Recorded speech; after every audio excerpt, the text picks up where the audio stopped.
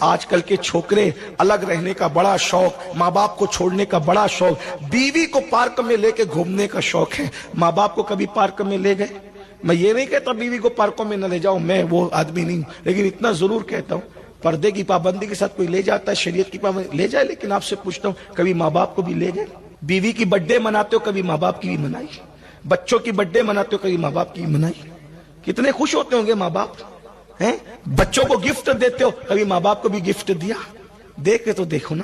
اور ایک بات یاد رکھنا، کسی کی دعا ہمارے حق میں اتنی مؤثر نہیں ہے جتنی ماں باپ کی ہے۔ لوگ ہم لوگوں کے پیچھے دوڑتے ہیں، اب پاگل ہوئے ہو، ہاتھ ملانے کے لیے دوڑتے ہیں، اچھی بات ہے، محبت ہے، سادات ہے، علماء دوڑ رہے ہو، لیکن ہم بھی اگر آپ کے لیے دعا کریں نا، اللہ اللہ ہے، چاہے قبول کہے چاہے رد کر دے، لیکن جب ماں باپ دعا کرتے ہیں اللہ ان کی دعا رد نہیں کرتا۔ ماں باپ کی دعا کو نبی کی دعا کا درجہ دے دیا گیا۔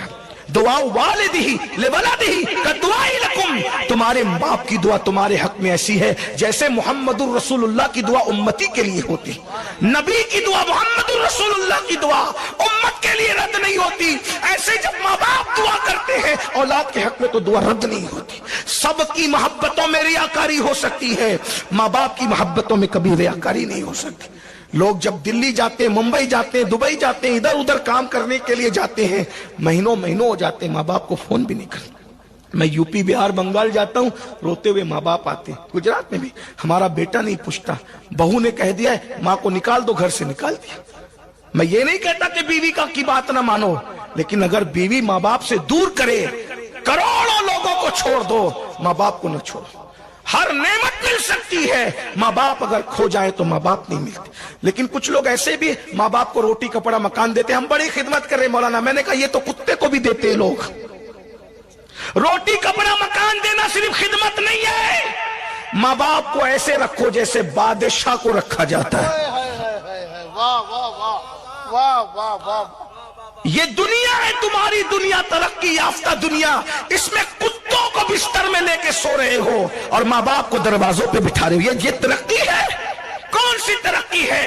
کوئی ترقی، لعنت ہے ایسی ترقی پر۔ بلیوں کے منہ چوم رہے ہو، کبھی ماں باپ کا بھی منہ چوما؟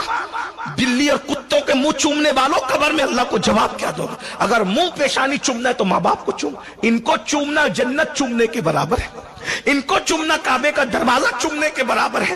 حضرت سیدنا ابو اسحاق کو کسی نے خواب میں دیکھا کہ ان کی داڑھی یاقوت اور جواہرات سے سجی ہوئی ہے، تو ان کے مرید نے کہا جب آپ کی داڑھی یاقوت اور جواہرات سے سجی ہوئی ہے، کہا تو نے سچ کہا، رات کو میں نے ماں کے قدم چومے تھے، اسی کی برکت ہے کہ خدا نے میری داڑھی کو یاقوت اور جواہرات سے سجا دیا۔